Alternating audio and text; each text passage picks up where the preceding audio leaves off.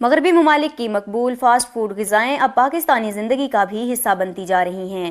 ماہرین نے خبردار کیا ہے کہ فاسٹ فوڈ سے نہ صرف بدن میں سوزش اور جلن بڑھ جاتی ہے، بلکہ یہ بیماریوں سے لڑنے والے قدرتی دفاعی نظام کو بھی شدید متاثر کرتی ہے۔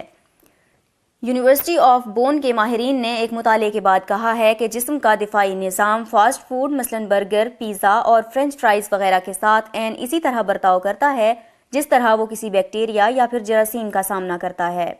ساتھ ہی یہ بدن میں جگہ جگہ اندرونی جلن کی وجہ بھی بنتا ہے اور اسی بنا پر ماہرین نے فاسٹ فوڈ سے دور رہنے کا مشورہ دیا ہے۔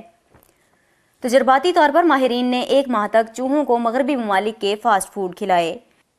ان غذاؤں میں سیر شدہ چکنائیاں، چینی، نمک اور دیگر اشیاء کی بہتات تھی، جبکہ انہیں پھل، سبزیوں اور فائبر جیسی کوئی اشیاء نہیں دی گئی یا پھر کم سے کم کھلائی گئیں۔ مطالعے پر کام کرنے والی ماہر صحت نے بتایا کہ غیر صحت مندانہ غذا سے خون میں بعض اقسام کے امنیاتی خلیات بڑھ جاتے ہیں۔ مطالعے پر کام کرنے والی ماہر صحت نے بتایا کہ غیر صحت مندانہ غذا سے خون میں بعض اقسام کے امنیاتی خلیات بڑھ جاتے ہیں، جن میں گرانیولوسائٹس اور مونوسائٹس قابل ذکر ہیں اور یہ ہڈیوں کے گودے میں بنتے ہیں۔ فاسٹ فوڈ کے مطالعے کے دوران جانوروں کے جسم میں جگہ جگہ جلن اور سوزش دیکھی گئی۔ اس غذا نے امنیاتی نظام کی بنیادی خلیات میں بعض جینز بھی بدل ڈالے اور ان کا اثر طویل وقت تک نوٹ کیا گیا، یعنی فاسٹ فوڈ کے مضر اثرات جسم کی گہرائیوں میں بہت وقت تک برقرار رہتے ہیں۔